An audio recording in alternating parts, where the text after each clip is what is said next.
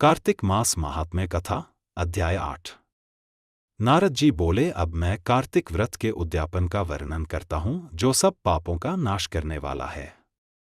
व्रत का पालन करने वाला मनुष्य कार्तिक शुक्ला चतुर्दशी को व्रत की पूर्ति और भगवान विष्णु की प्रीति के लिए उद्यापन करे। तुलसी के ऊपर एक सुंदर मंडप बनवावे, उसे केले के खंभों से संयुक्त करके नाना प्रकार की धातुओं से उसकी विचित्र शोभा बढ़ावे। मंडप के चारों ओर दीपकों की श्रेणी सुंदर ढंग से सजाकर रखे।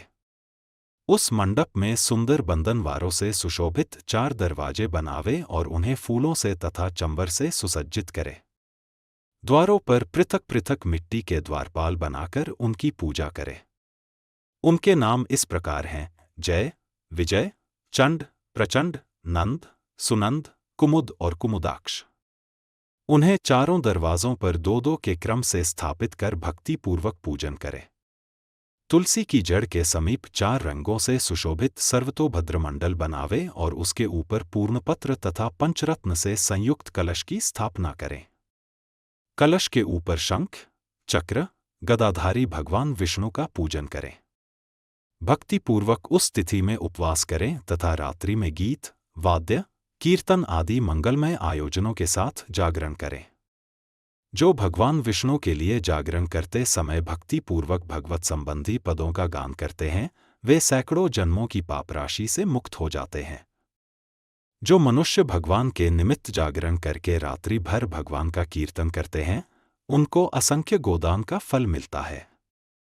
जो मनुष्य भगवान की मूर्ति के सामने नृत्य गान करते हैं, उनके अनेक जन्मों के एकत्रित पाप नष्ट हो जाते हैं। जो भगवान के सम्मुख बैठकर कीर्तन करते हैं और बंसी आदि बजाकर भगवत भक्तों को प्रसन्न करते हैं तथा भक्ति से रात्रि भर जागरण करते हैं, उन्हें करोड़ों तीर्थ करने का फल मिलता है। उसके बाद पूर्णमासी में एक सपत्नीक ब्राह्मण को निमंत्रित करें।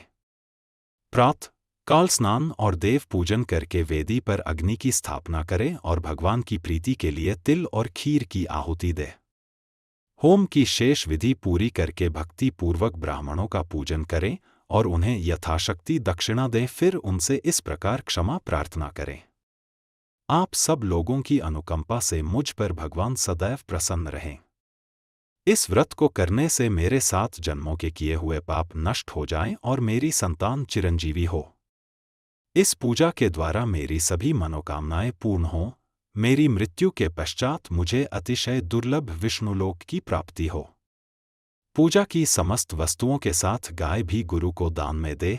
उसके पश्चात घरवालों और मित्रों के साथ स्वयं भोजन करें। भगवान द्वादशी तिथि को शयन से उठे, त्रयोदशी को देवताओं से मिले और चतुर्दशी को सबने उनका दर्शन एवं पूजन किया, इसलिए उस तिथि में भगवान की पूजा करनी चाहिए। गुरु की आज्ञा से भगवान विष्णु की सुवर्णमयी प्रतिमा का पूजन करें। इस पूर्णिमा को पुष्कर तीर्थ की यात्रा श्रेष्ठ मानी गई है। कार्तिक माह में इस विधि का पालन करना चाहिए। जो इस प्रकार कार्तिक के व्रत का पालन करते हैं, वे धन्य और पूजनीय हैं, उन्हें उत्तम फल की प्राप्ति होती है। जो भगवान विष्णु की भक्ति में तत्पर हो कार्तिक में व्रत का पालन करते हैं, उनके शरीर में स्थित सभी पाप तत्काल नष्ट हो जाते हैं। जो श्रद्धापूर्वक कार्तिक के उद्यापन का महात्म्य सुनता या सुनाता है, वह भगवान विष्णु का सायुज्य प्राप्त करता है।